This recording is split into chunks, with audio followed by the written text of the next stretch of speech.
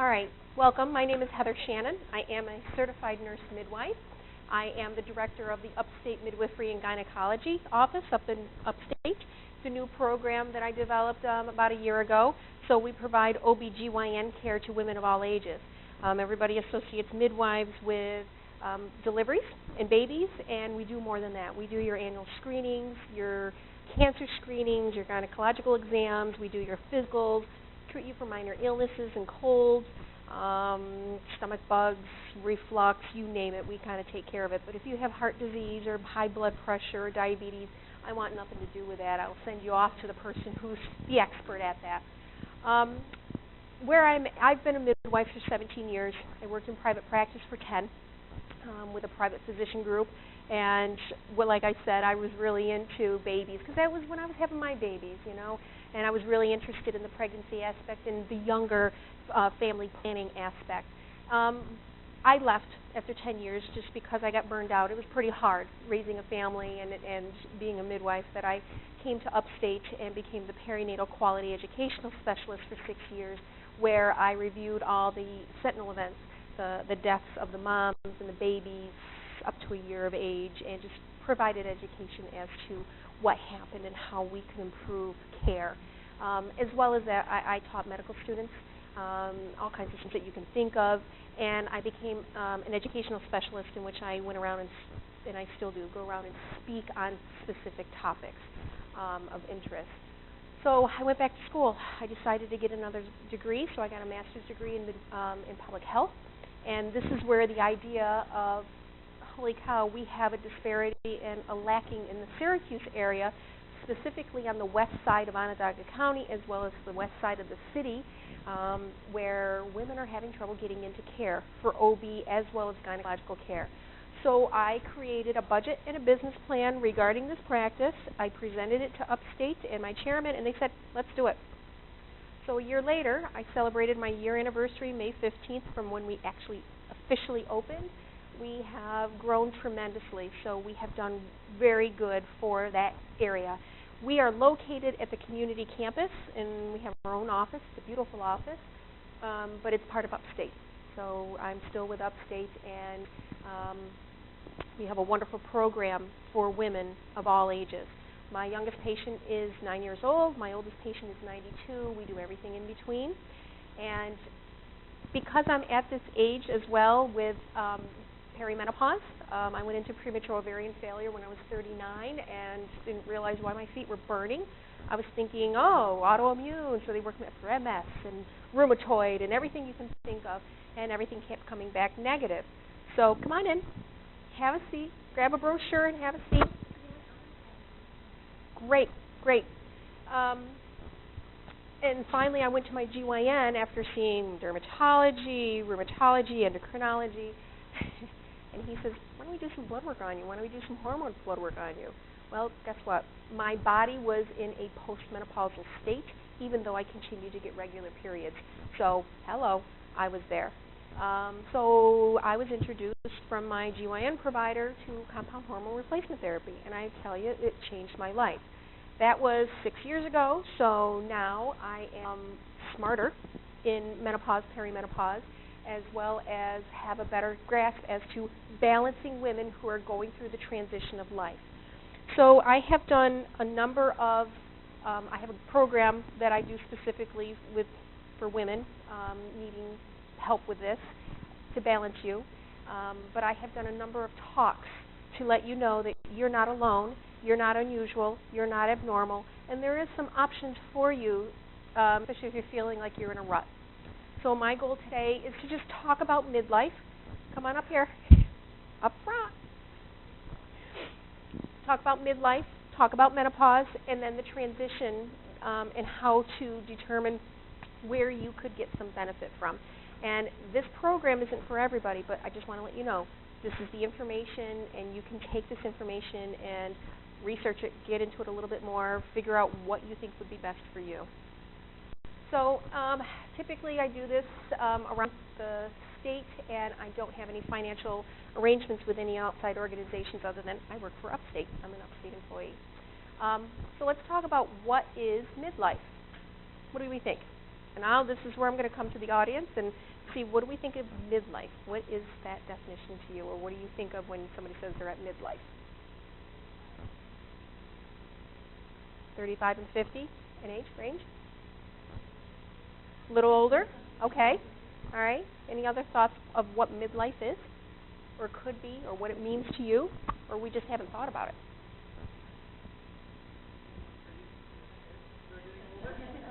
Woo, woo.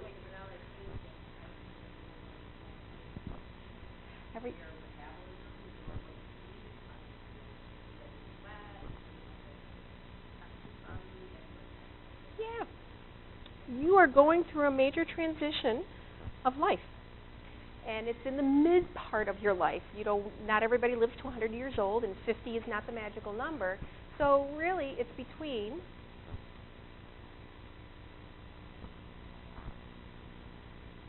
There's a button.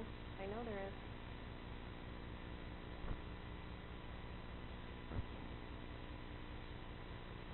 There is a button on here. Well, anyway, stages between 40 and 60 years of age. And usually when you are going through this transition of life, you have an increased feeling of physical and emotional well-being. So you are now past the point of raising your children. They are older children, not little kids anymore. And you are now reconnecting with your partner.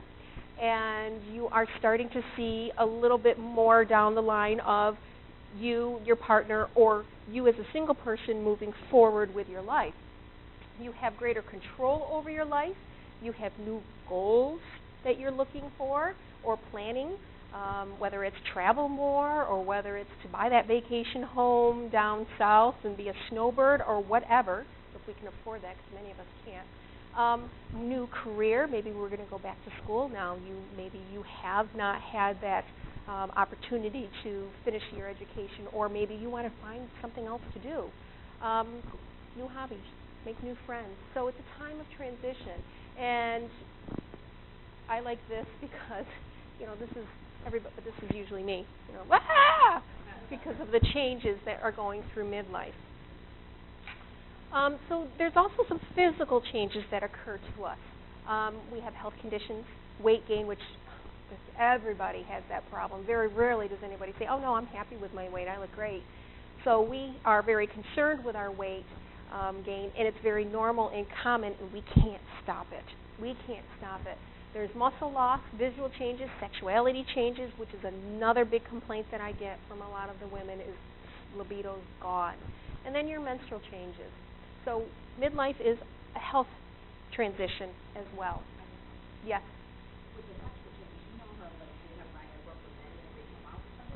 There is a Viagra for women.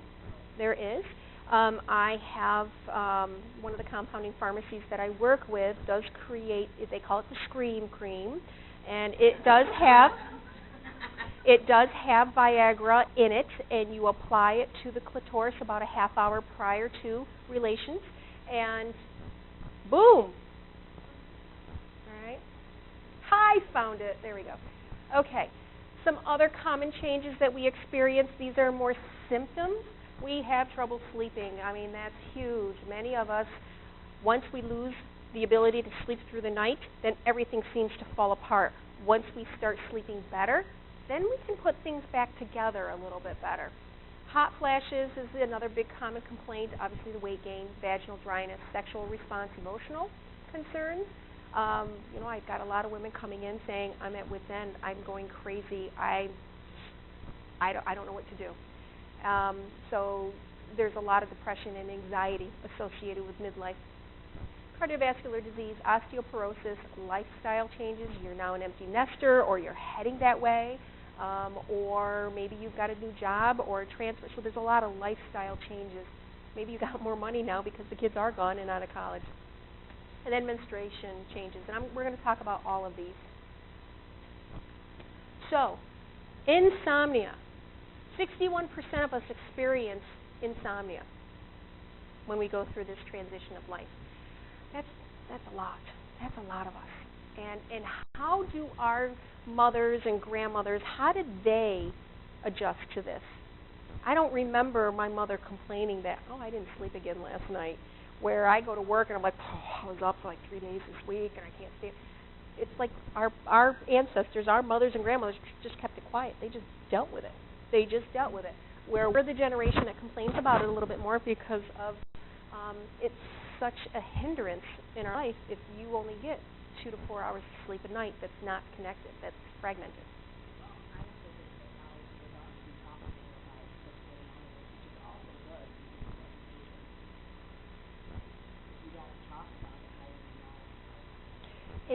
And that's good. That's very good that we are talking about it more. And look at the generation gap. You went to your doctor told you what to do, what was going on, and you really didn't question much. Now we're taught you question everything. All right, so up to 80% of us will experience fatigue, and it's related to the insomnia. All right, you're not sleeping well, so how can you be energized? Your cortisol levels are going to be affected. Your cortisol is produced from little glands that sit on top of your kidneys called the adrenals. And if you are not sleeping well at night, your cortisol level is not going to be at its optimal level when you wake up in the morning, so you're going to wake up pooped out. And then as the day progresses, you may have a little spike in your cortisol level, but usually in the afternoon we get that fog, that fatigue. Very common. And cortisol has a lot to do with this. Yes?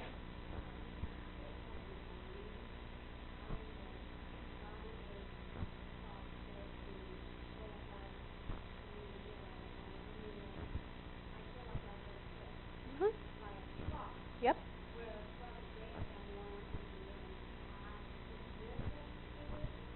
Are you sleeping or are you up in the night? Are you sleeping all night?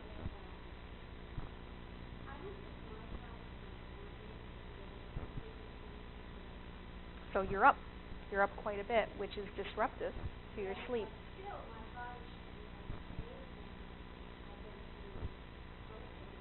So it tells me that there's a couple things that could be going on. You could have something autoimmune that is bothering you. Autoimmune could be anything from lupus, rheumatoid arthritis, thyroid. It could be Sjogren's. They have to do blood work on you to evaluate that. And I'm going to talk about that all at the end in terms of how you can be evaluated for your symptoms. But also you can think about, is your thyroid off?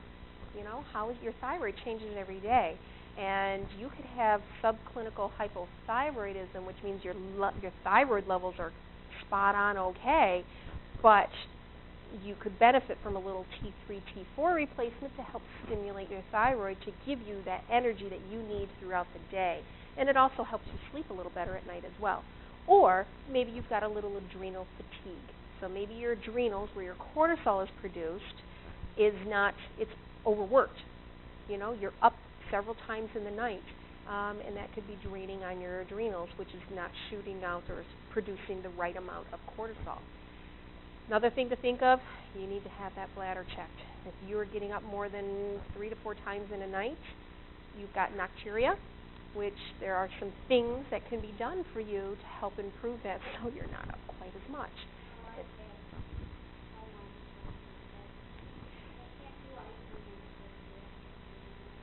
Okay, so then maybe it's outside of,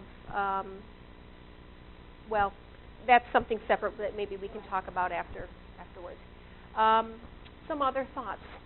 Keep regular schedule. Try to go to bed at the same time every night. You know, I don't think we're all at that age where we go out on the weekends and we stay up until 2 or 3 o'clock in the morning anymore.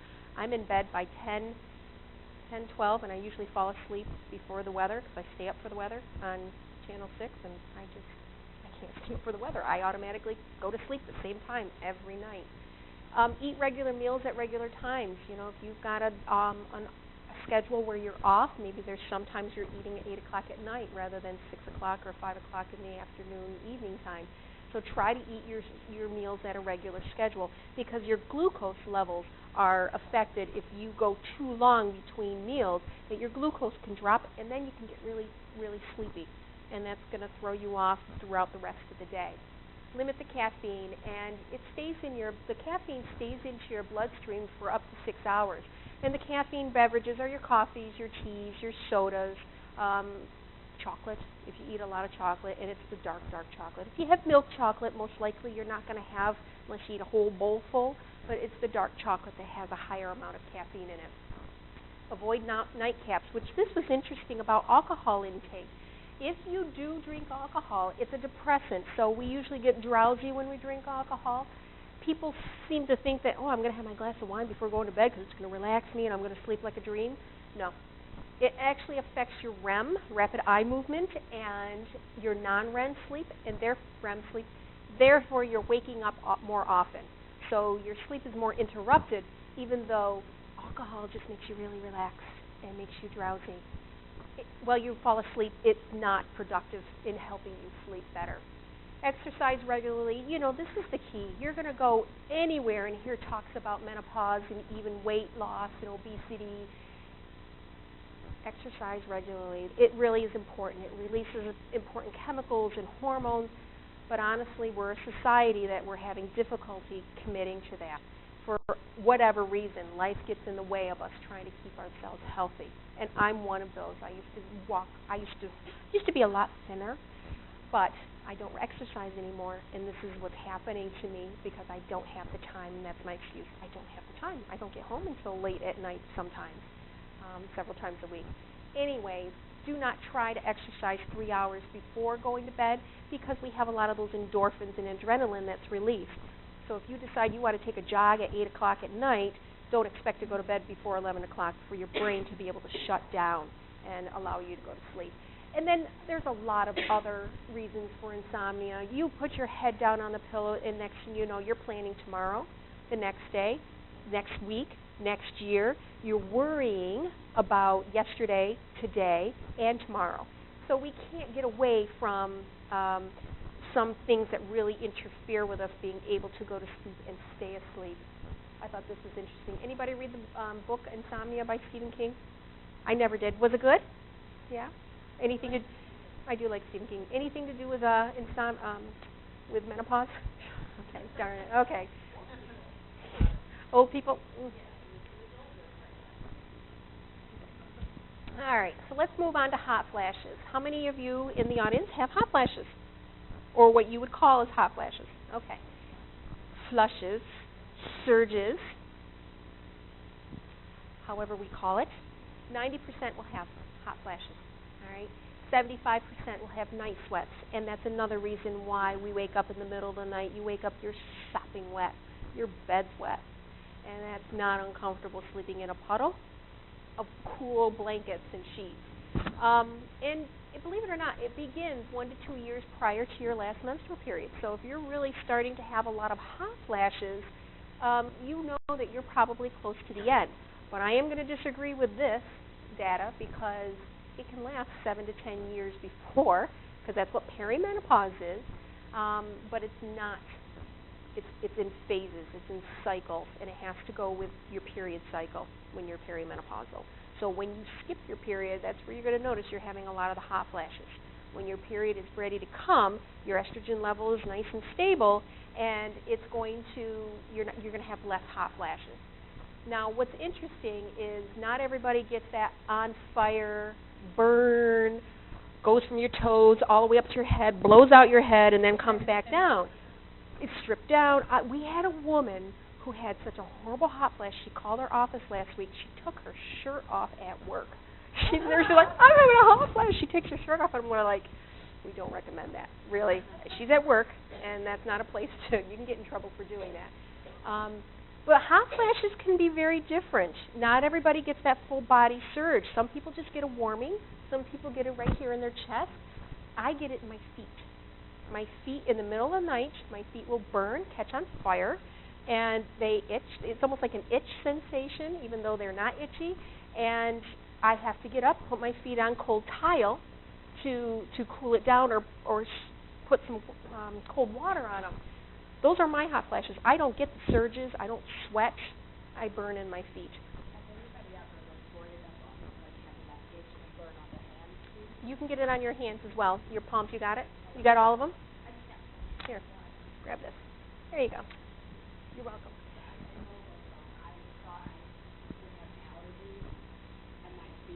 Mm-hmm. Yep.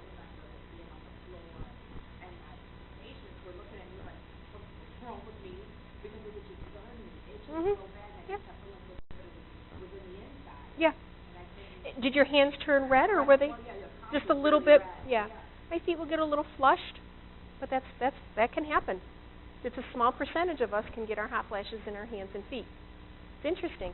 I'll take it. I'll take it over those blow-up kind of hot flashes that run through your body and drench you, and then your hair falls. And I have very thin, fine hair. My hair can't get any flatter than it is.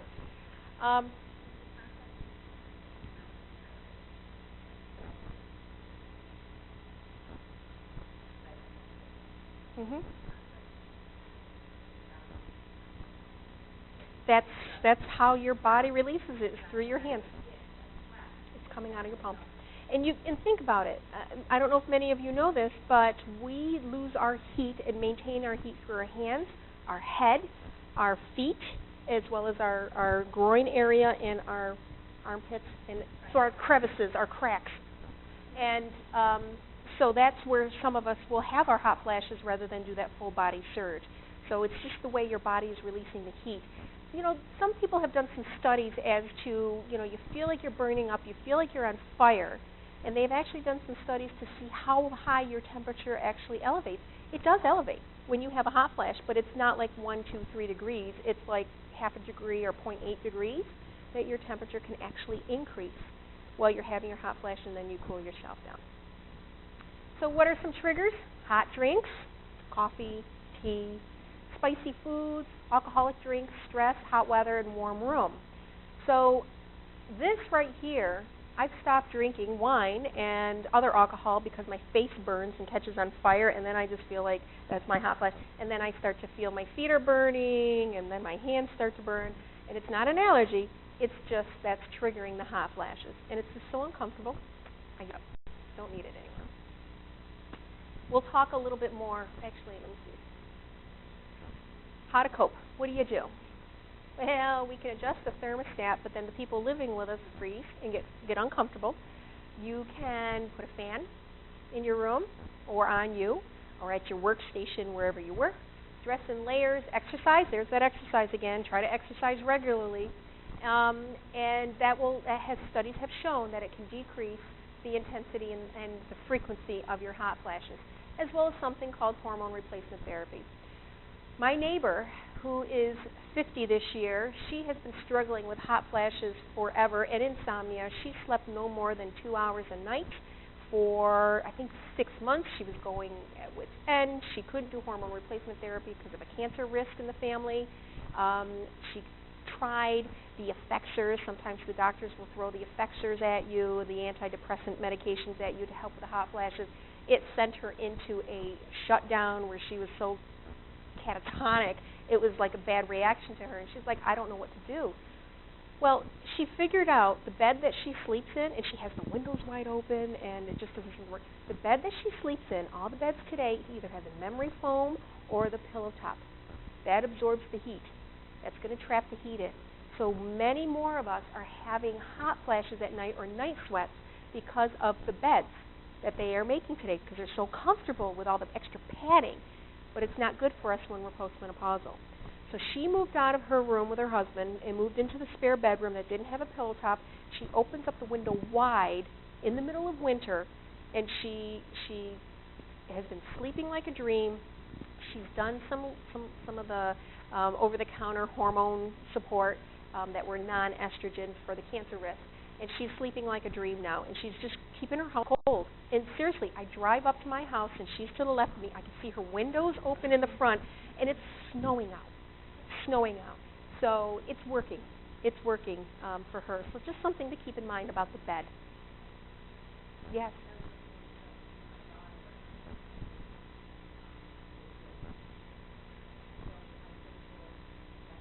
I've heard about those. How are they?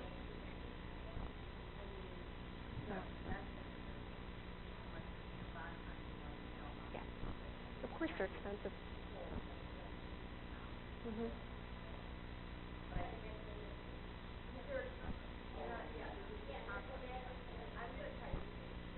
Sure.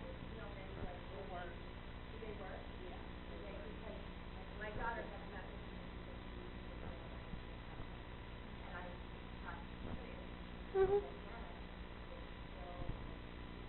It's the bed. That is trapping your own body heat. Sure, it's beautiful. It's comfortable.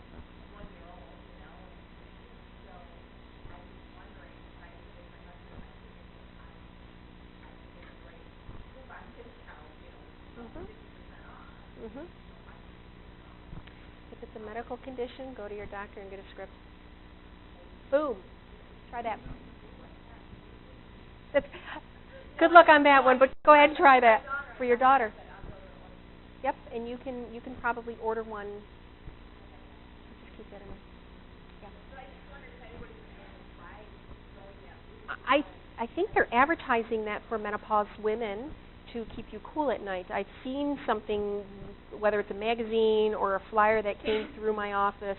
I have seen something about them using it for menopausal women. That's right, because everybody's got one. Sure they do. Mhm. Yeah. You can go to probably with a script, go to Rothschild. It'll cost an arm and a leg, but your insurance should cover it. It's a medical necessity. All right, so hot flashes, hot flashes, hot flashes, hot flashes. Try to stay cool the best you can. Dress in layers. All right, and ask your family members to dress in layers as well. All right, let's talk about that dreaded weight gain. 90% will have 10 to 20 pound weight gain. No choice. You can't stop it. You can't control it. It's because you are slowing your metabolism down. So after the age of 35, you start to notice a decrease in your metabolism, which requires less calories, and estrogen deficiency is a big culprit of this. I can't eat less, even though I require less calories. I can't eat less. I can't eat less. So most of the time our weight is in the midsection. It's not always in the legs or the bust. It's more here in the midsection because this is where the fat is now depositing, so redistributing itself into the midsection of our belly. If you look, when you go to your doctors for your exam, they do a BMI now because it's required, and that's body mass index, in which these are the ranges in terms of where you should be for your height and weight. There's a little formula that you plug in, that information of height and weight, and it comes out with a number, and we should be in this range based on your height and weight. You can always Google this to find out the formula and plug in your own information, but you know in America we have a problem with obesity as well as people being overweight. The last I heard, we were about 40% of Americans were obese, overweight or obese, and I think the children have actually come down. Has anybody heard that? The children's obesity has come down just a little bit. Ha ha ha ha. Good. Jeez. Okay. Okay. And now it's coming back up. Oh, good. Okay. All right. I saw that data in the middle of the winter regarding the childhood obesity, so that's good to know. And it's 60%. How disappointing. How disappointing. I'm sorry.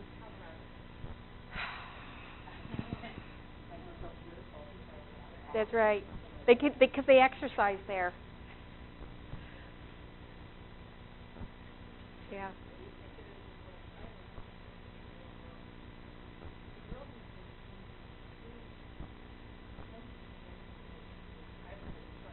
Mhm. Mhm.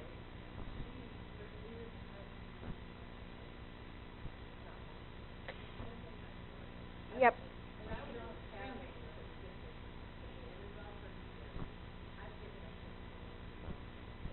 Yeah, it doesn't matter with the hormone-free milk. Mm-mm. With the weight issue, now. Yeah. Portion size.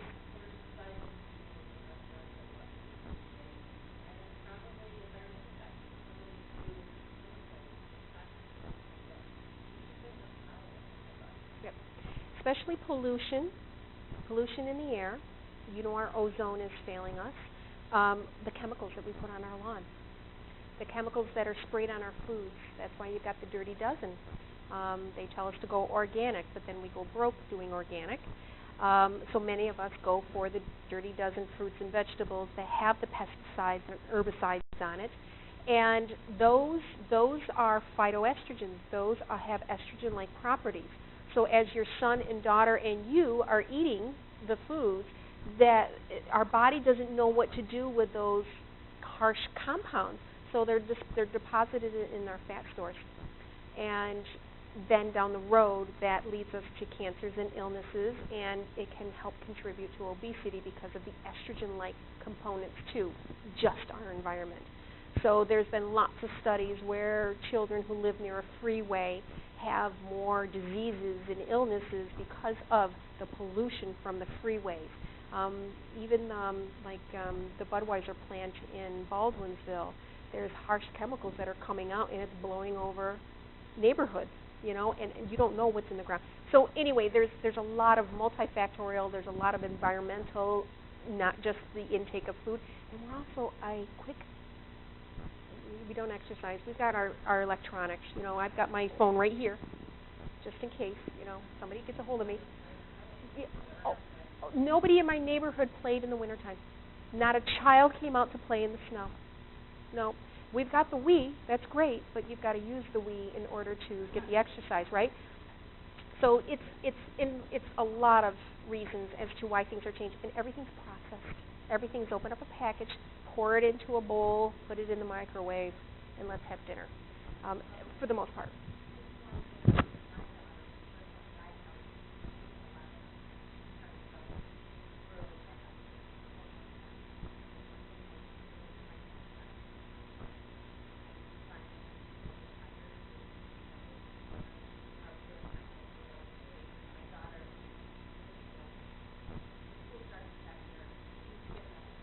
Yep. Mhm. Yep. Yes. Get them involved. Yep.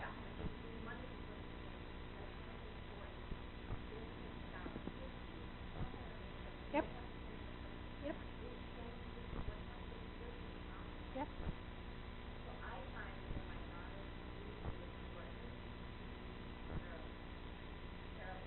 There's a link. There's a link to that fatigue and the way we eat. Mhm. Yep. Mhm.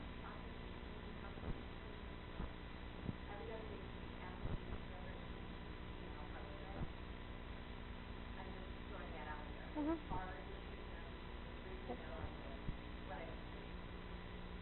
Yes, it does. Mashed potatoes and gravy was my godsend when I was on call. They didn't have the sour cream at the hospital, so I did the butter. Yeah. Yeah, and think of it at an adult level as well. We do the same thing as our children. So if you are not sleeping well at night, you are not having your perfectly balanced meals with the right amounts of your proteins and carbohydrates as well as your fruits and vegetables. We're not following that food pyramid. We're getting up and we're eating in the car. I eat in the car when I drive in because I have a half-hour drive. So I eat simple foods for the most part. I recently changed my diet to eat raw foods, and I gave up gluten and dairy and sugar, but I've just added the dairy back in, and I had some gluten today, and I'm suffering from it, believe it or not. Whew. So hopefully I can keep that quiet. Let's move on to vaginal changes, because when we do have a fluctuation in our hormones, the vagina is affected as well. Estrogen is really good for our skin and our hair and our nails. It gives us the luster, the plumpness. As we get older, the grandmas who have the thin skin versus the 20-something-year-old that has the beautiful hands that you can barely see her veins through. Think about that. Your skin is getting thinner because of the fluctuations in your estrogen, as well as your feet and the rest of your body.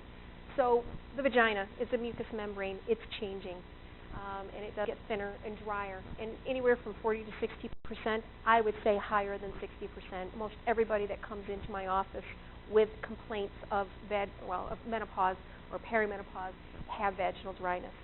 All right. Dyspareunia is painful intercourse. So when you have vaginal dryness, it's harder for you to produce your natural lubricant because of the lack of estrogen, and it makes intercourse painful. So then you pull out the KY, and you use the KY, and that doesn't help either. I mean, it makes it a little slipperier, but it doesn't help you with the discomfort that you're feeling.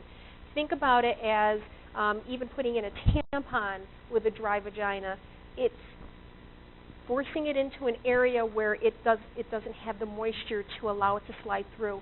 So think of it going down a slide with shorts on the metal slide, and you beep all the way down.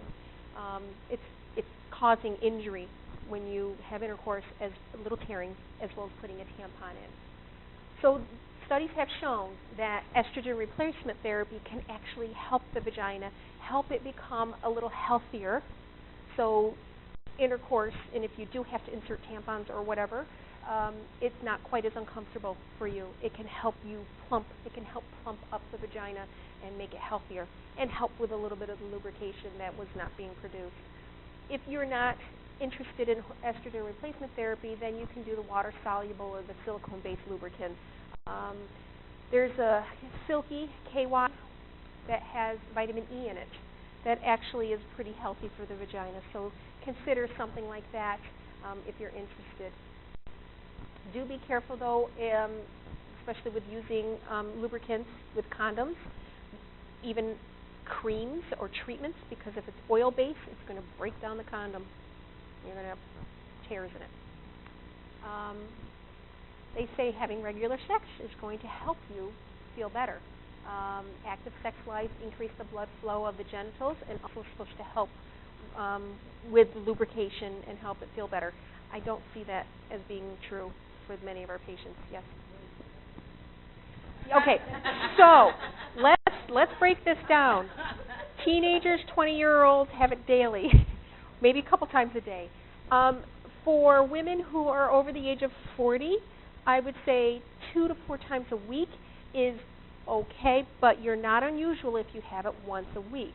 Usually over the age of 50, it's about 2 to 4 times a month, and then it can get progressively less as we do get older. So 2 to 4 times a week, which is anywhere, to 12 times, 16 times a month. That's at the high end, but don't feel that you're abnormal if it's just 8 times a month, or even just 4 times a month. You got to see what's going on. Why are you not having the intercourse? Are you in a busy schedule? You just can't connect. You're tired and you want to go to bed, and if you wake me up in the middle of the night, I'm going to be angry because now I have insomnia, and I'm going to be so tired tomorrow that you're not getting tomorrow either. So there's, think of it that way. What is interfering with it? This is going on YouTube, but at home, my kids are older. So it used to be when they were put to bed at an earlier time, that's where I could have some time with my husband. Well, now I'm going to bed before my kids. So where's that going to fit in? And so my husband and I are trying to work that out to figure out how can we do this at a better schedule. So you're not alone if we're not having it 4 times a week, right? Even once a week, twice a week, we're not alone. What is a concern for many women, and we're going to talk about sexuality, is the desire. We miss the desire. We don't go up to our husband and say, hey, I'm ready. If you do that, it's a rarity. It doesn't happen very often for many women. I can't say for every one of you, but it's definitely changes because the desire is decreased. And it's very difficult for us to give you desire back, meaning if you come in and I do the blood work on you and I think that your testosterone level is low, replacing you with testosterone is not going to give you desire. It's going to help you achieve your benefits of intercourse.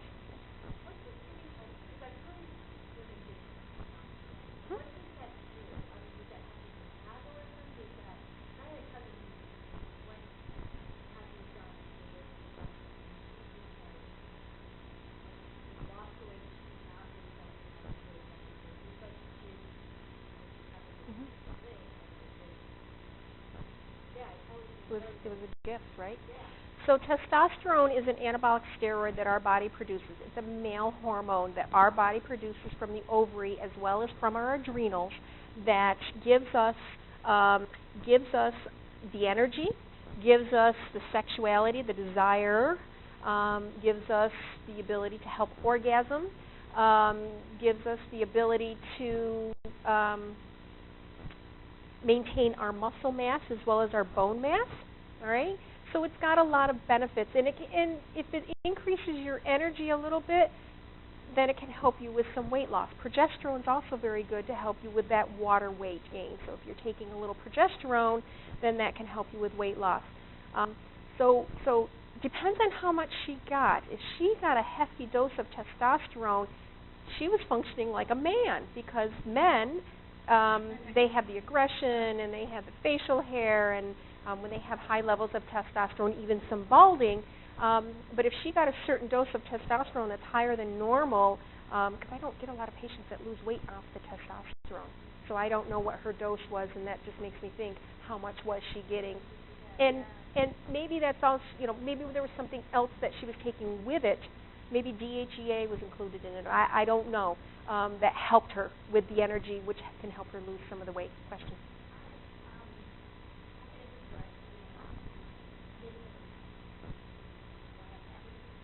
Yeah. Big ball of mess. Yeah.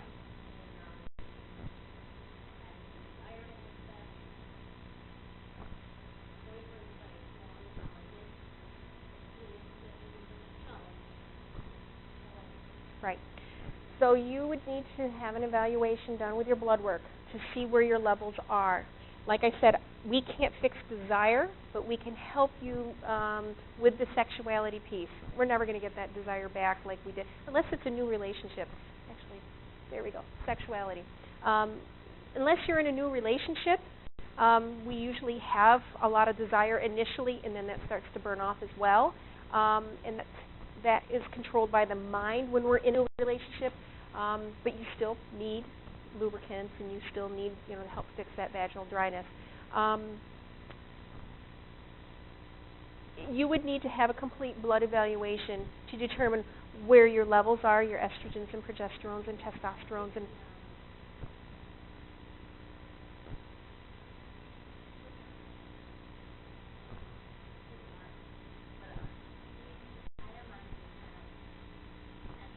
yep.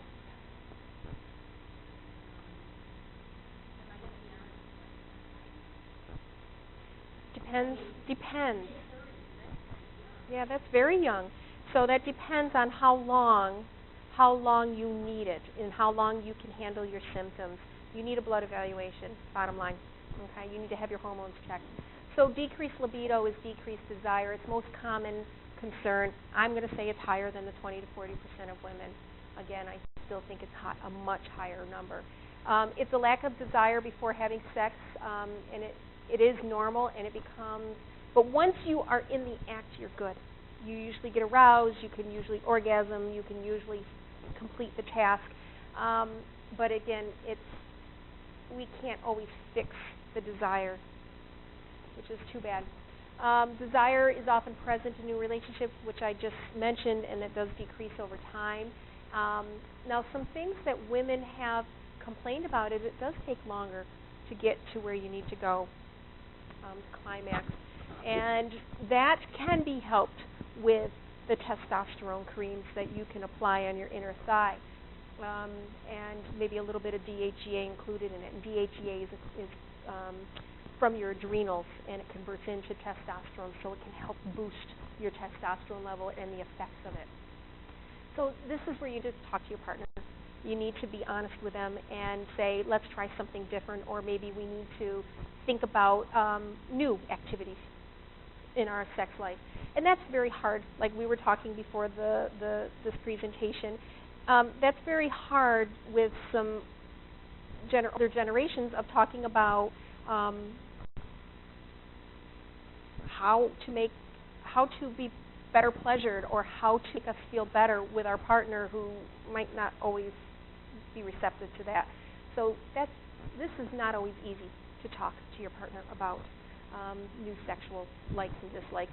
But then you've got your married couple who've been together for 20, 30 years who are like, let's try something else.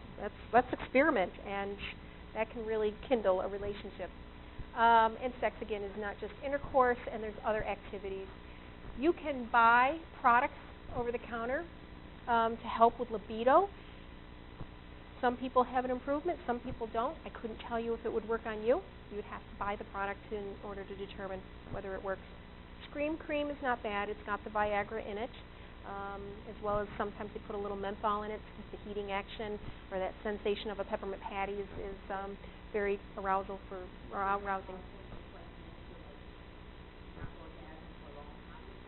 No. So what the Viagra in the cream does is it actually pumps up the clitoris even before you start the act, so it's ready. So once it's stimulated, then you can carry on, and it's not going to take as long for you to get to where you need to go.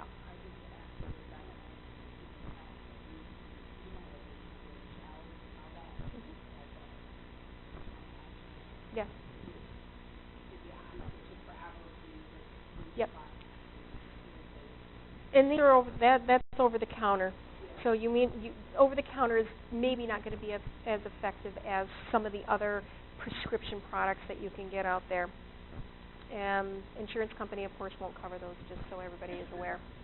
All right, so we have to talk about this because midlife, everybody seems to think my children are grown or, oh dear. My colleague is 40 years old, and she's having her fourth baby. She's happy, very happy about it, but I don't think she was really planning.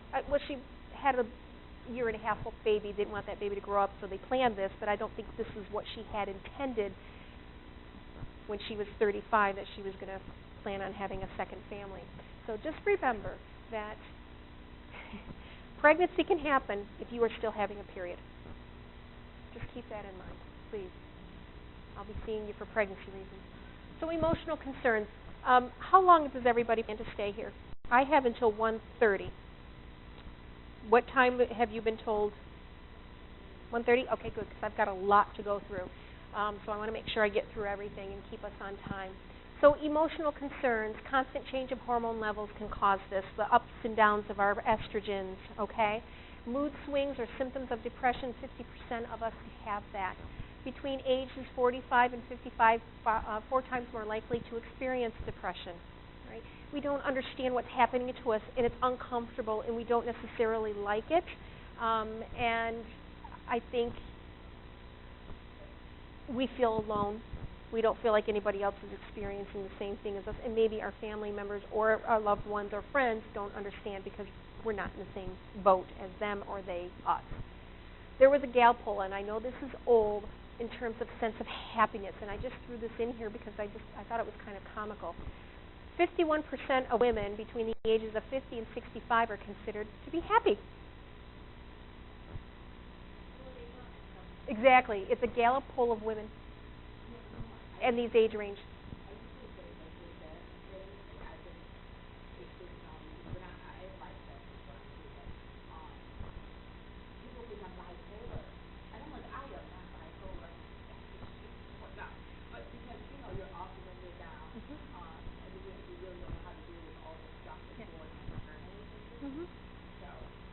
So that's why the younger generations are not quite as happy as we are when we get past 50, right? I just thought this was interesting. What do you think? What do you think of this? Maybe. Do you think it's accurate? Do you think that when you're in your 20s, you weren't that happy?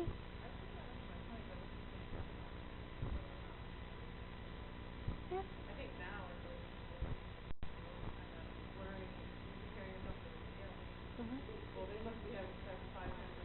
That's right. So what's wrong with me? Yeah.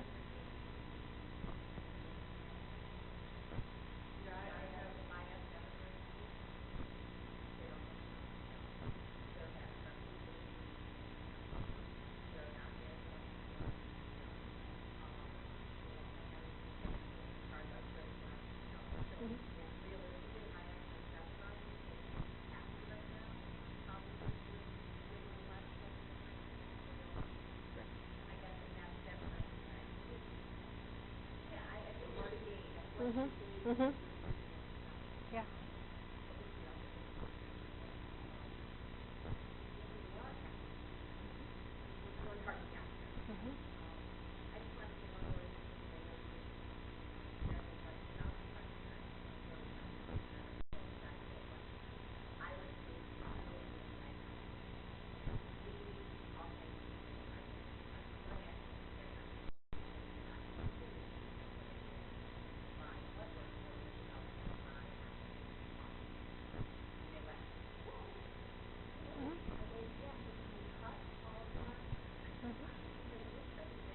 Mhm. Yep. They are.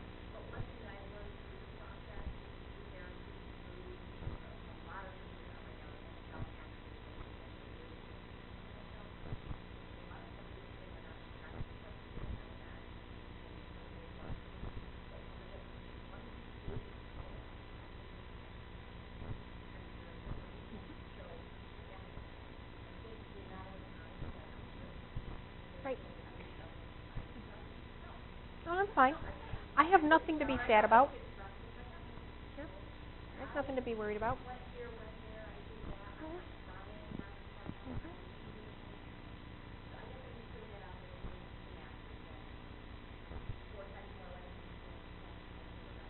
Yeah. I agree. And there's a stigma attached to that depression. So if you tell your friends and family and people around you that you're depressed, it's like, oh, why? Why? She's got everything. She's got a house. She's got a family. She's got a car. She's got money. She's not, she's not living out of a paper bag. It has everybody. Depression doesn't discriminate. And yes, you may have everything that we perceive as being needs, but it has nothing to do with that. It has nothing to do with it. Very, very true. And I do feel that a lot of women downplay their depression. This is a tough time to go through the transition of life and then throw the perimenopause and menopause on top of it. Besides emotional concerns, there's memory lapses and poor concentration. And most of the time that is related to your thyroid, believe it or not. You get foggier in the afternoon, maybe less energy, and that can be a result of your thyroid. And yes, changing hormone, thyroid is a hormone. How do you cope? Talk to your healthcare provider. And like we said at the beginning, before the presentation started, we don't always feel we are comfortable enough to bring this up to our healthcare provider. I have wonderful healthcare providers, and when I tell them my concerns, at times I feel patronized. Oh, you're okay. I don't feel it. I don't feel like I'm okay, and I'm looking for help, and I don't want to take medication, but what else can I do, and blah, blah, blah. So I think at times we don't know how to help you as a healthcare provider. It's uncomfortable for us to try to get into why are you feeling the way you are, and it's if we offer something and it doesn't work and it makes you worse, and it's just a whole snowball. So I think at times there are some providers who are so much better at dealing with your emotional concerns, any concerns, but then there's some who will be like, you're fine, there's nothing wrong with you, you do not have depression, or you do not have X, Y, and Z. If you feel like you have a roadblock with your provider, it's okay to find somebody else who can help you and listen to you. How much time do you have to do that? That's up to you. But if you feel you're not comfortable or being heard, it's okay to change. It's okay to change. You hire us to take care of you. All right? You can fire us as well. You're not going crazy when you're dealing with menopause. All right? People feel like, I'm going crazy. You're not. You're normal. It just doesn't feel good. It doesn't feel right to us because it's not what our usual is. So there's therapies. There's that exercise again. Stress control methods. That's why I started doing the yoga again. It really is exercise as well as stress control. Try to get more sleep, and there's things out there besides Ambien that can help you sleep, just so you know that, okay? Ambien is not the end-all, be-all of getting some sleep at night. Antidepressants are also not the end-all, be-all. I mean, we prescribe antidepressants so freely, it's not always the best option for you, but it is available for those who really do need it and could benefit from it, okay? And also, sometimes you just need to know what's happening to me is normal. That can help us. We're not going crazy. Cardiovascular disease, I do have to talk about cardiovascular disease because it is very significant for us as we do get older. It is the largest killer other than any other cause of death, all right? It accounts for 33% deaths in women each year, so it's a third of all deaths. More deaths from heart disease and stroke than all other forms of cancers combined. So if we look at the statistics here, 450,000 women die from cardiovascular disease every year, or 72,000 are lung cancer, and 40,500 for breast cancer. So cardiovascular disease is pretty significant. I think we're getting smarter. The cardiovascular world is really on this.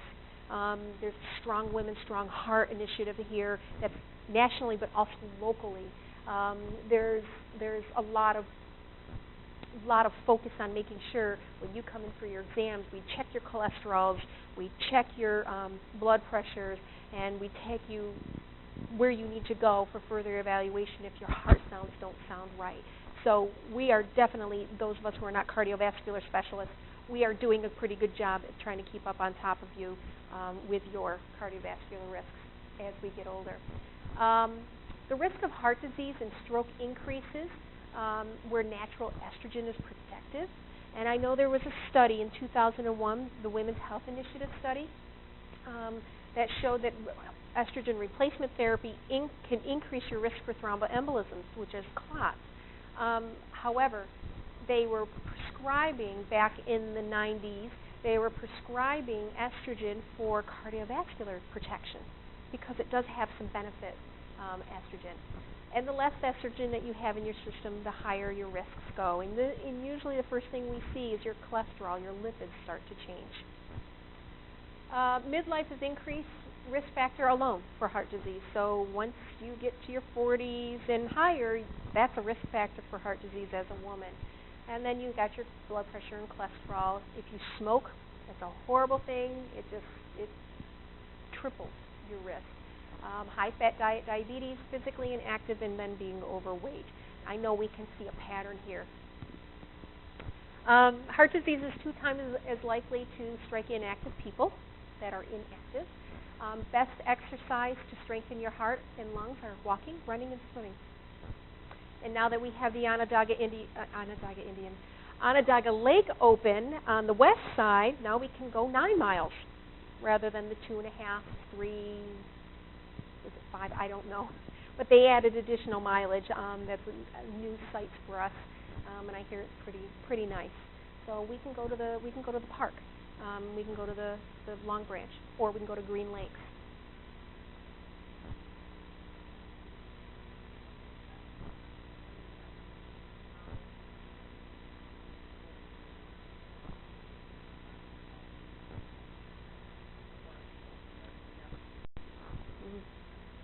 So there is a commercial.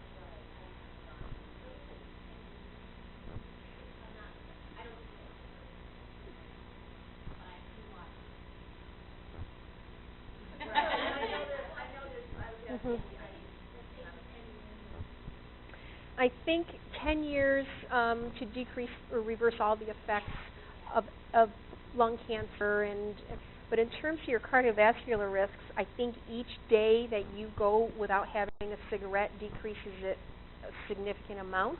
I don't remember the year from the commercial where it's the cardiovascular effects that are reversed, but it's between 1 and 5 years possibly. You'll have to Google that, the New York State Quit campaign, to get that information. But I don't remember the exact. Do you know? No. Okay. Congratulations.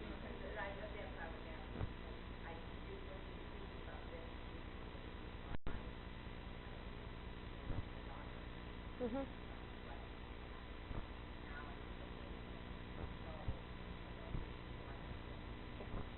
And smoking does worsen menopause symptoms. It does. It makes it harsher. Yeah. All right. We're going to get off the heart. Let's go to our bones. They're always changing. Old bone is broken down. New bone is formed. From childhood to the age of 30, bone is formed faster and than it is broken down. So we create new bone quite readily right up to the age of 30.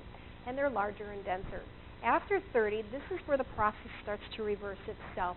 The bone is broken down faster than it is made, and the process continues for the rest of your life. So this is where we have the concerns of osteoporosis and osteopenia. Osteoporosis is really the Swiss cheese, brittle bones that break easy, where the osteopenia shows that you are heading towards osteoporosis, that your bones are thinning. Small amount of bone loss after the age of 35 is normal and it's not problematic, but rapid bone loss 4 to 8 years after menopause is significant. So when you are postmenopausal, it is very important for you to get your bone density, which is your DEXA scan. So it's a bone density test to check for osteoporosis. It's done every 2 years by the recommendations.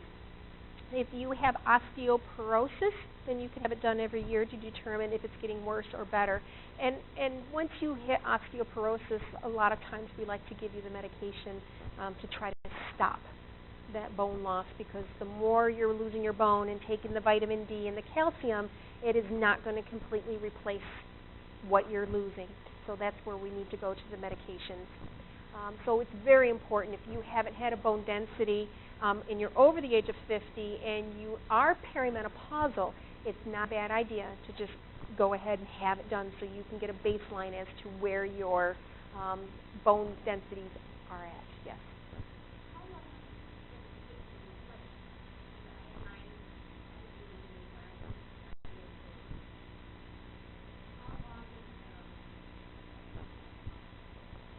15 years. Yeah. For symptoms to completely go away. For you being a young woman, you should be having regular bone density. Good girl. Good. Mhm. You're still there, yeah. I think when you're ready to come off the hormone replacement therapy, you taper off of it and see how you do. Because you don't know any different, because you probably were on it right after you had your... Okay, so you're not on the right dose. Yep.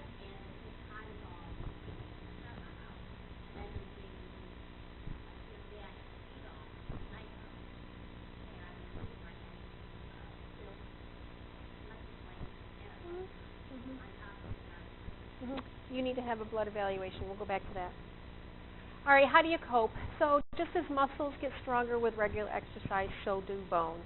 There's that exercise again. Active women have higher bone density than women who do not exercise, and regular weight-bearing exercises done 3 to 4 times a week is a good way to strengthen your bones and slow the bone loss. And I know everybody seems to think, get your aerobic exercise, it's wonderful for you. It is. It's good. It's good for the metabolism. It's good for the heart. But we can't forget about weight-bearing. Weight-bearing is what's going to strengthen our bones and our muscles, where the aerobic is going to keep our metabolism, keep our body healthy. But this is where it's going to affect the muscle mass as well as the bone mass. And then calcium and supplementation, and you need to make sure you have calcium supplementation with vitamin D. Vitamin D helps with the absorption. We live in an area where there's not a lot of sunshine, and most of us are vitamin D insufficient, which means we do need vitamin D replacement. And the chelated vitamin D, which is a vitamin D3, is important to take. So you really should have a vitamin D level drawn to see how much you need to take to increase your level at a sufficient level. Vitamin D is really good for inflammation, to help decrease disease processes, and it also can help us with a little bit of energy and deal with some of that fatigue, all right, and depression as well, all right. 1,000 milligrams of calcium a day under the age of 50, and then as you get older, they do recommend 1,200 milligrams. Milk is a good source, but don't rely on just the milk and the dairy. Supplementation is also pretty good, all right? I'm going to move on. Lifestyle changes, losses, new demands, changes in routine, all right? Children are getting older. I think we talked about this. You know, they don't need you as much anymore when they are getting older, and that's always been hard for the generation that's dealing with this. Like I said, feeling less needed. 2.5% of all babies born in the United States are for those women over the age of 40. So a baby at midlife can cause problems with juggling the job and daycare and 3 o'clock feedings again and raising that baby. So this is a big lifestyle change if you should become pregnant. And then caring for our aging parents. You know, we're now in that transition that as we get 40 and beyond, our parents are getting older, and we end up having to care for them. And so 22 million Americans are caring for aging parents. And some go right into the home with you, and some are put into a home. Those who are childless or never married face midlife changes. where it's very different than those of us who do have families because of the support. You know, who is your legacy? Who is moving on with you? Who can you rely on when you are sick or in need and then concerned the future? Who is going to take care of me? So these are issues for those who do not have families or children or a support person in their life. So how do you cope? Reach out. That's important. Talk with others. Open up to a friend, and counseling and support groups. And there are some support groups, especially online. Even though we don't have anything in town that you can go to for menopause support, other than going for Hope for Breathe where you're grieving, you can get online with some blogs, and there's some reputable blogs. You just need to weed those out. So there is something positive about going through the midlife. It's also very rewarding. All right? I know we talked about a lot of down stuff, but it is very rewarding. Like we said, many times we're wiser. We are a little happier. We've learned from mistakes. We're watching our children grow. We have learned really good life lessons in which they have made us stronger. All right? So that's there is a positive to. And we have more intimate relationships with friends and family and spouse and partners that they seem to improve as we get older. I don't fight with my husband as much as I did even when we were first dating. I mean, it's just you choose to pick your battles. You really do. It makes you happier. So let's talk about menopause itself. What happens when we have your menstrual cycle? You have a change in your two hormones, your estrogen and your progesterone. All right? They are produced from your ovaries as well as the male hormone testosterone. Some of that's produced from your adrenal, but also some of it is from your ovaries. There are over thousands of eggs in your ovaries, and the egg matures, releases by an ovary, which we call ovulation, and about 400 eggs are released over a woman's lifetime, and the rest are actually absorbed into the body. So we are actually born with nearly 1 million eggs, but then as that baby is growing the first year of life, it significantly diminishes. So we only have several thousand. And once you reach the age of 35, those eggs aren't as healthy. They're the older eggs, and therefore you don't always ovulate every month, and also you have higher risks for baby problems if you should get pregnant, some genetic concerns once you hit the age of 35 because those eggs aren't quite as healthy. Just a schematic of period.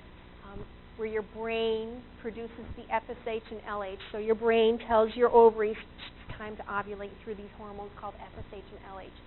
So when that happens, when your FSH and LH are released, it tells your ovary to produce less estrogen, all right? And once you ovulate, if you don't get pregnant, your progesterone and estrogen do continue to decrease, and then you end up shedding your lining, all right? This is just some blood levels that they did, and then this is what your lining looks like. So here you start your period and you shed your lining. That's day 1.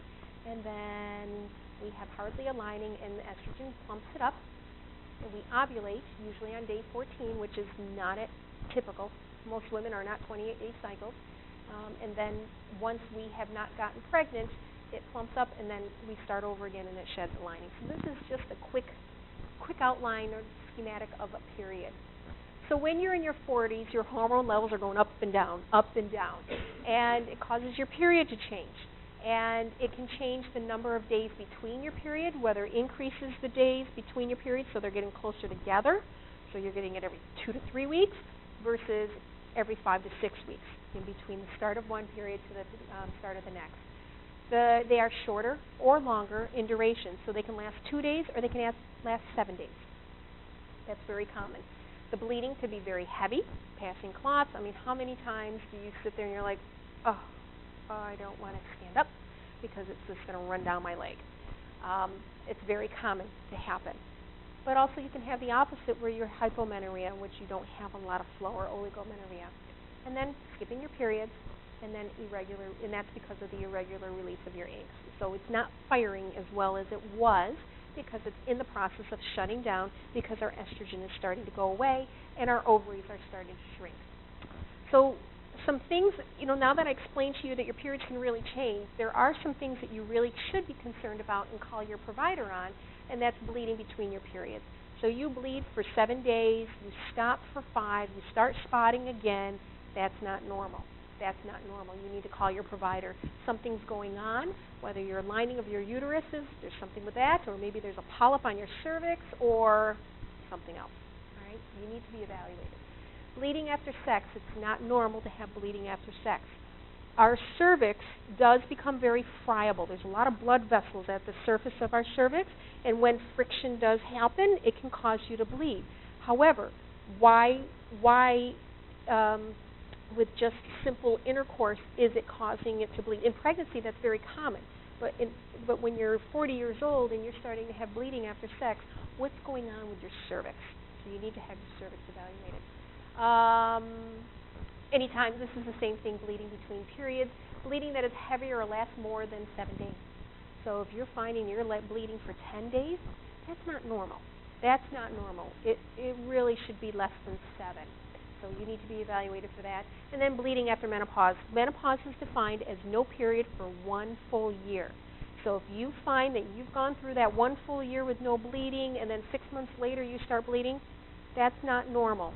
That's not normal. You are postmenopausal without any bleeding for 1 year, for 12 months. Bleeding afterwards could mean that there could be a problem and you need to be evaluated. So what is perimenopause? Begins in your mid-40s, lasts from age 45 to age 55. All right? It's the transition phase, which means perimenopause. Gradual changes in hormone levels and menstrual cycles. The ovaries get smaller and produce less estrogen.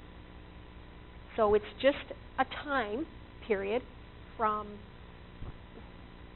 somewhere in your 40s right through until you have no period for 1 year.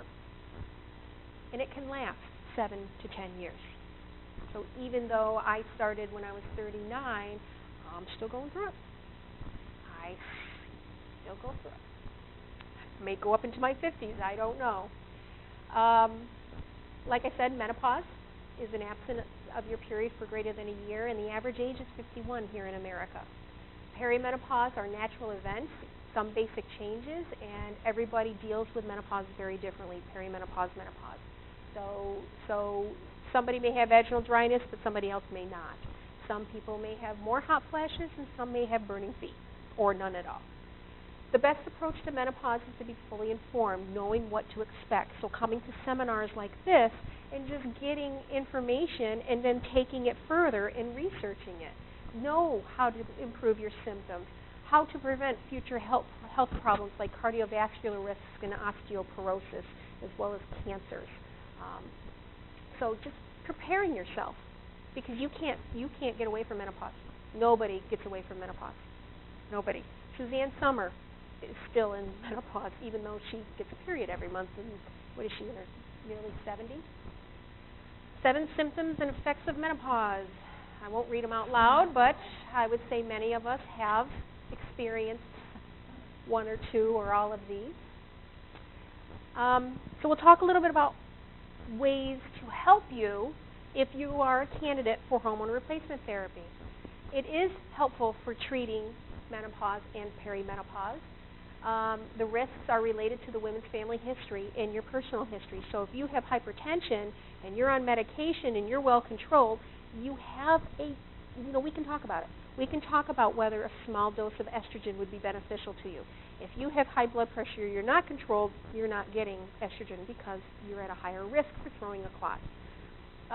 Cardiovascular risks is big. If you had cardiovascular events in your lifetime, or you had a mother die of a massive MI at the age of 45, probably not a good idea for you to be on a hormone replacement therapy. However, there's other things that we can do for you. Even cancer, breast cancer. If your mother had breast cancer, you are a candidate to talk about it and see what your risks are in terms of starting hormone replacement therapy, because estrogen can increase risks to breast cancer as well as uterine cancer.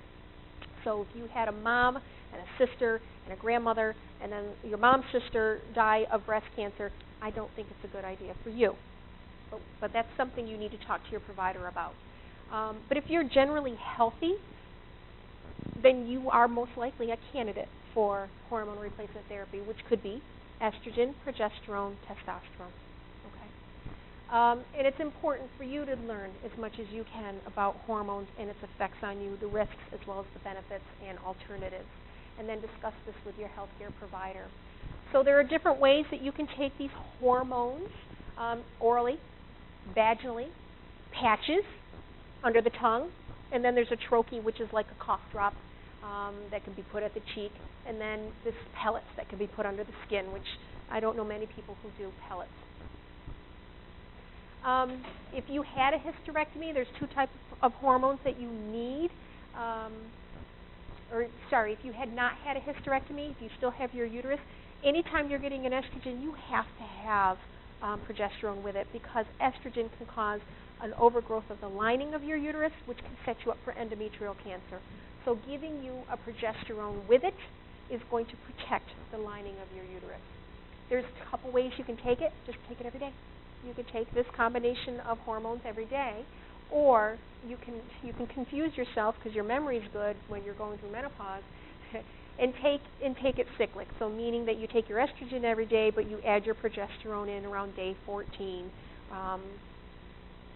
to protect the lining of your uterus. So that's something you would have to talk to your healthcare provider in terms of how you would like to manage that. Estrogen without the progesterone relieves hot flashes, night sweats, and the sleep problems for those of us who are not sleeping.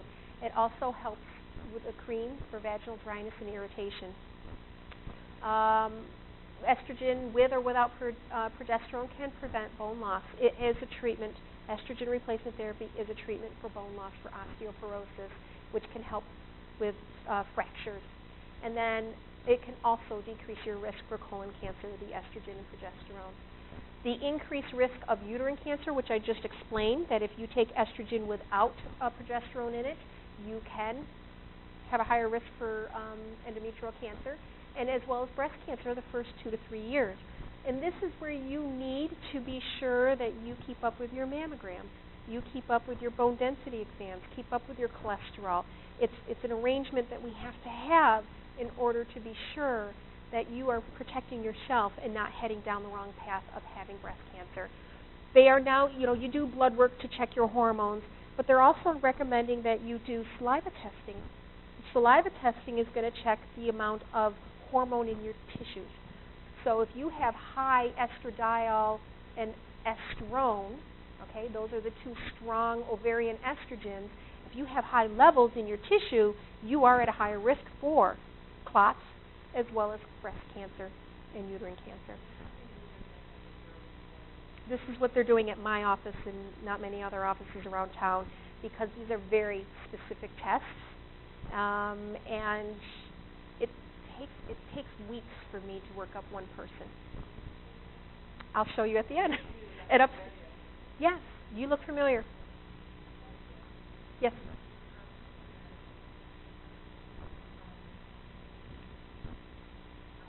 Okay.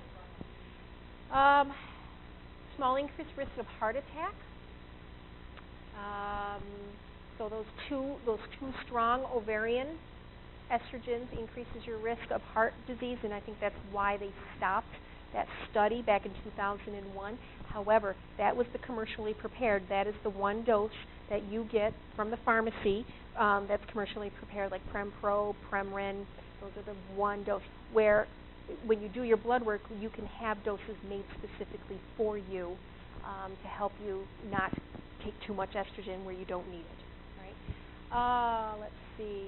Timing of hormone replacement therapy. So if you are in your 70s, heading up to 80, starting estrogen replacement therapy is probably not a good idea.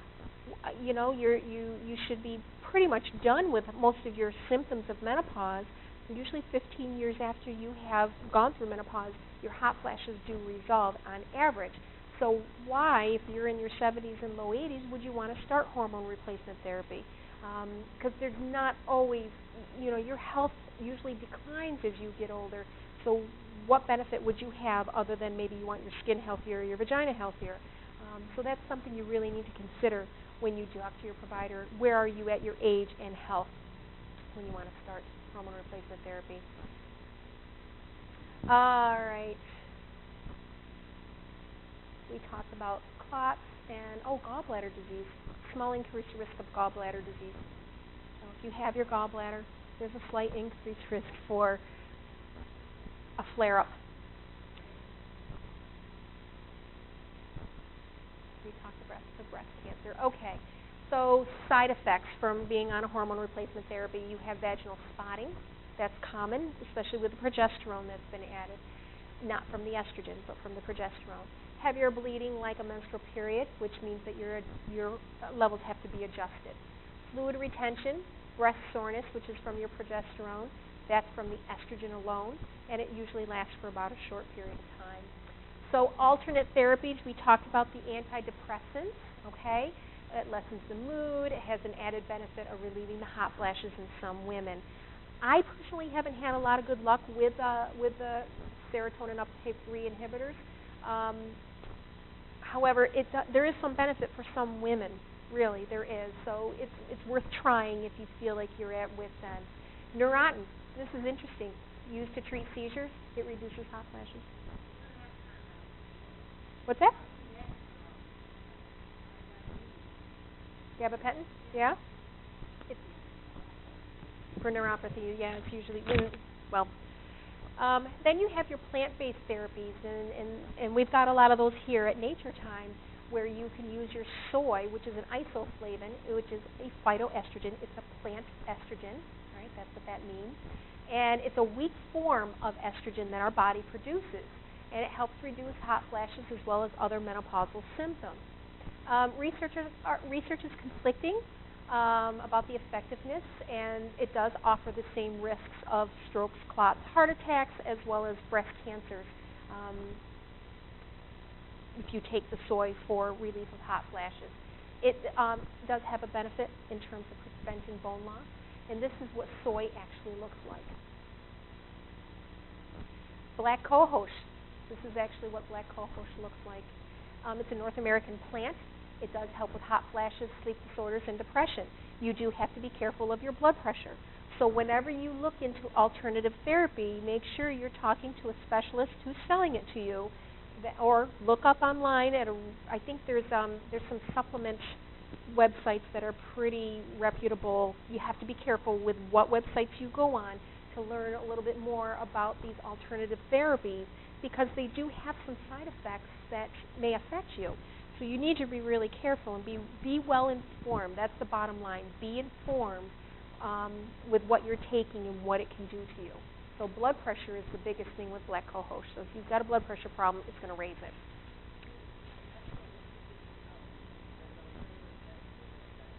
There you go. Just look it up, National Institute of Health, and you will be able to find it on the website. Yep. And the FDA as well. The FDA will be able to help you out. There's talk about wild yams. This is what a wild yam looks like. Extracts, tablets, creams, and there's no proof. I guess in Mexico this has been significant for those who, this is a natural part of their diet to eat wild yams. So I believe that they have improvements with some of the hot flashes. However, you have to eat pounds and pounds and pounds of these wild yams in order to get the benefit. So again, be cautious. Might be beneficial to you, but please be cautious. Bioidentical hormones, they are plant-based hormones that are combined by a pharmacist, by a regulated and accredited pharmacist, ordered by a licensed provider, and it has the same risks as estrogens, progesterones, testosterones, because they are phytoestrogens, which are identical to our body. Some of the bioidenticals have been approved by the Food and Drug Administration. I think I have that.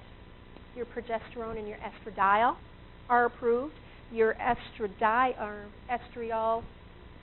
and your estrogens are not. So you have to be careful with making sure that this is the purest form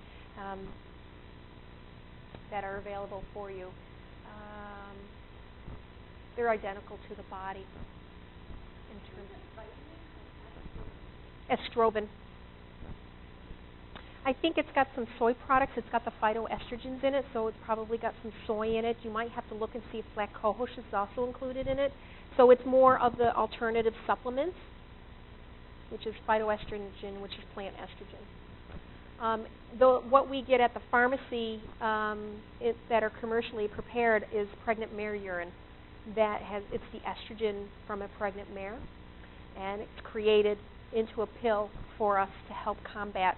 So it's an equine estrogen. It's not human, it's equine, and it's not plant. So knowledge is power. You need to know your symptoms. You need to know your risks, both your family and your own risks. Talk to your healthcare provider. Get a little knowledge about hormone replacement therapy, the conventional, which is what you get a prescription from the pharmaceutical companies, and then the compounds, which are safe to use as long as they're monitored very closely. So how would you be a candidate for evaluation and figure out what could benefit you? You need to have a complete exam. You need to be worked up.